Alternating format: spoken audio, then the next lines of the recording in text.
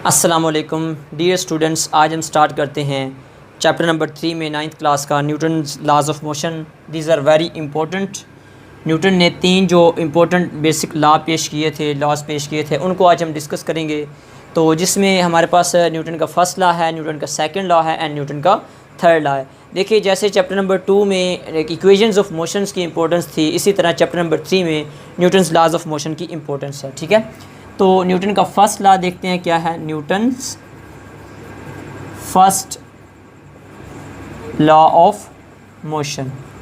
पहले न्यूटन का first law देख लेते हैं। न्यूटन का फर्स्ट लॉ ये कहता है कि कोई बॉडी अगर रेस्ट में है तो वो तब तक रेस्ट में रहती है जब तक उसके ऊपर हम फोर्स नहीं लगाते थे। जैसा कि अगर आप देखें, आप अपने डाइस के ऊपर देखें, तो अगर आपने उसके ऊपर बैग रखा हुआ है तो वो तब तक पड़ा रहता है जब तक हम उसको फोर्स लगा के वहाँ से उठाते नहीं हैं। या कोई भी चीज़ कहीं भी पड़ी हुई है तो वो तब तक पड़ी रहती है जब तक हम उसके ऊपर कोई नेट फोर्स ना लगा दें।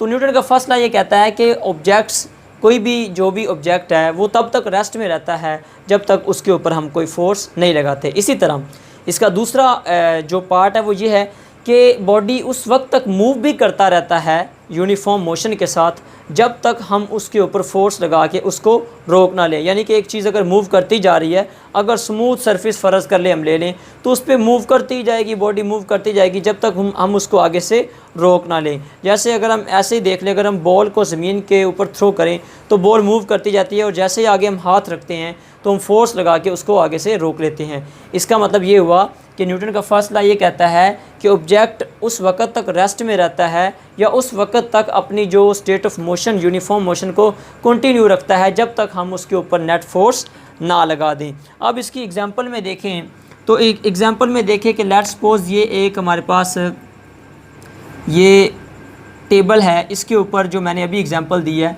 टेबल के ऊपर कोई बुक पड़ी है। ठीक है, अब ये बुक उस वक़्त तक इसके ऊपर पड़ी रहेगी जब तक हम इसके ऊपर कोई फोर्स नहीं लगाएंगे। ठीक है, इसी तरह दूसरी मिसाल देख लें, एक ये सरफेस है और एक ये सरफेस है। ठीक है, अब देखें इसके ऊपर भी मैं एक बॉल को रोल करवाता हूँ और इसके ऊपर भी, तो इन दोनों में ऑब्ज़र्व करके देखें कि किसको बॉल को रोकना आसान है, यानी कि आगे से कौन सी जो बॉल है वो जल्दी रुक जाएगी। ये समझ लें कि ये इसका एज है, तो इसमें देखें कि किस में जो बॉल जल्दी रुक जाएगी। तो डेफिनेट बात है, इसमें चूँकि हर्डल्स ज़्यादा हैं तो इसमें इसको फ्रिक्शन आगे से बहुत ज़्यादा मिल रही है। ठीक है, ये ऑफ़र कर रही है इसको ज़्यादा फ्रिक्शन, जिसकी वजह से ये जल्दी रुक जाएगा। लेकिन ये बिल्कुल देखिए स्मूथ सरफेस है, ये रफ़ सरफेस है, ये स्मूथ।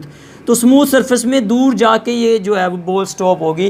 तो इसका मतलब है जिसको जितनी ज़्यादा फोर्स मिलेगी, अब देखिए इसको आगे से रगड़ मिल रही है, फोर्स मिल रही है, तो ये जल्दी स्टॉप हो जाएगी। तो इसका मतलब क्या है कि ऑब्जेक्ट्स को रोकने के लिए भी हमारे पास क्या ज़रूरी है, फोर्स ज़रूरी है।